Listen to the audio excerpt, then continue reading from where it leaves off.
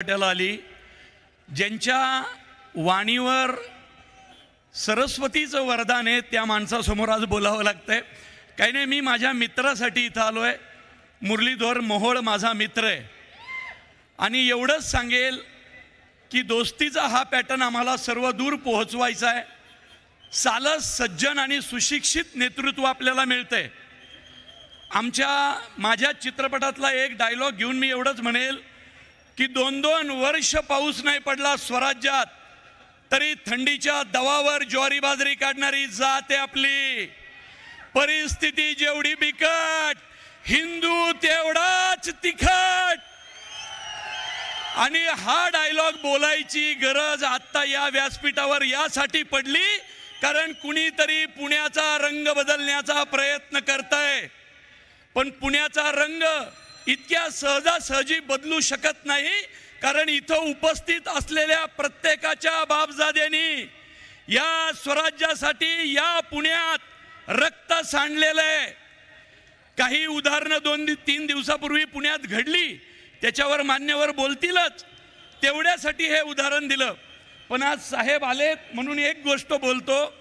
माझा धर्मवीर चित्रपट गेल्या वेळी आला आणि त्याच्यातला एक राजसाहेबांचा सीन सिनेमात असलेला कट झाला. अनेक मनसैनिक माझ्यावर नाराज झाले, पण साहेबांना त्याचं कारण माहिती आहे. शिंदे साहेबांनी अनेक भाषणात ते सांगितलेलं सुद्धा आहे. राजसाहेब हे आमचे आदर्श आहेत. कलाकारांच्या पाठीशी एखाद्या पक्षानं किती ठामपणे उभं राहावं हे या शहरातल्या प्रत्येक कलाकारानं अनुभवलेलं आहे.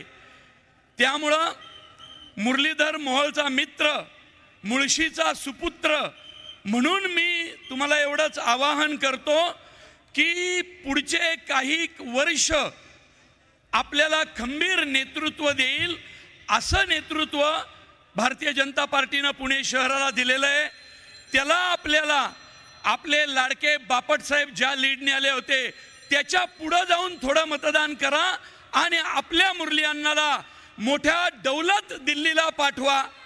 मुळशी तालुक्याचं एक वैशिष्ट्य आहे की सुरतेची लूट शिवाजी महाराजांनी मुळशीतून माणगाव मार्गे रायगडला नेली आणि त्यांच्या पत्रात उल्लेख आहे अत्यंत प्रामाणिक आणि इमानदार माणसं या भागात राहतात.